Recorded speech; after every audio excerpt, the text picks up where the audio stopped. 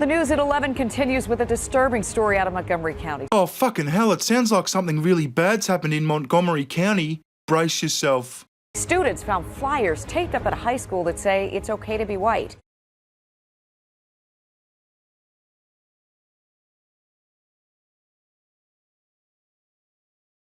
Let's just listen to that one more time so we're clear on what that disturbing story was. Students found flyers taped up at a high school that say it's okay to be white. Dripping with autism. And now there are some racist online threats connected to them. Okay, just so I've got this right. You're saying that students found some flyers taped up at a school that read, "It's okay to be white." And this is a disturbing story. And further to this disturbing story, you are claiming that some racist online threats, which I'm sure you'll substantiate, have been made and are connected in some way to the "It's okay to be white" flyers. Here's Stephanie Ramirez. Here's what's going on. Yesterday, these flyers were posted to at least 2 different locations, the University of Maryland and Montgomery Blair High School in Silver Spring. The high school even caught the poster on surveillance video. I once saw a video of a naked lady who had filled her vagina up with gummy worms and was pushing those gummy worms out of her vagina with her vagina muscles. Some pretty fucking noteworthy stuff is caught on video these days. Who gives a fuck about a surveillance video of somebody putting up a flyer that says it's okay to be white? When I asked the school spokesperson what was going on, he sent me a web link to an older post that shows this was planned. Oh yeah, it was planned by 4chan. But I fail to see how a completely harmless flyer becomes any less harmless because some people on the internet arranged to put that flyer up. The page even says what to write. Oh, and the post also says this: "We expect the anti-white media to produce a storm about these racist, hateful, bigoted flyers with a completely innocuous message. The media response will rally new support for pro-white activism." And so you respond with a television news report suggesting that these flyers with a completely innocuous message are somehow racist, hateful and bigoted. Fucking masterstroke. And if you're anything to go by, I think the media response will highlight an obvious double standard. But I could be wrong. Maybe you would describe, say, a Black Lives Matter poster as a disturbing story. Well, this did upset a University of Maryland student who tweeted the flyer with her own message.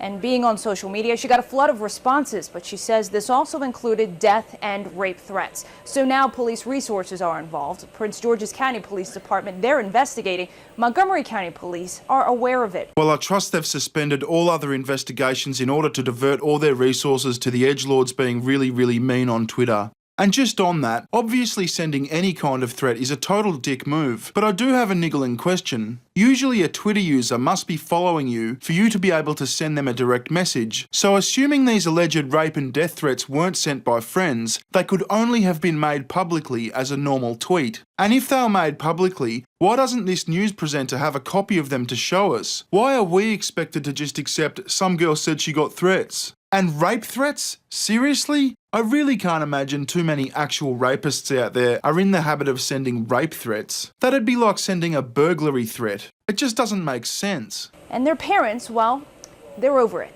Just evil motivation and just go back into your hole. I reckon that was just a cameraman or some bloke that works at the studio. Aside from the fact it was just a voice, it was way too dramatic. We're talking about a piece of paper that says it's okay to be white, and the reaction was just evil motivation and just go back into your hole. The high school's principal says this was posted to 10 exterior doors to the school and that this appears to be a concentrated effort to foment racial and political tension.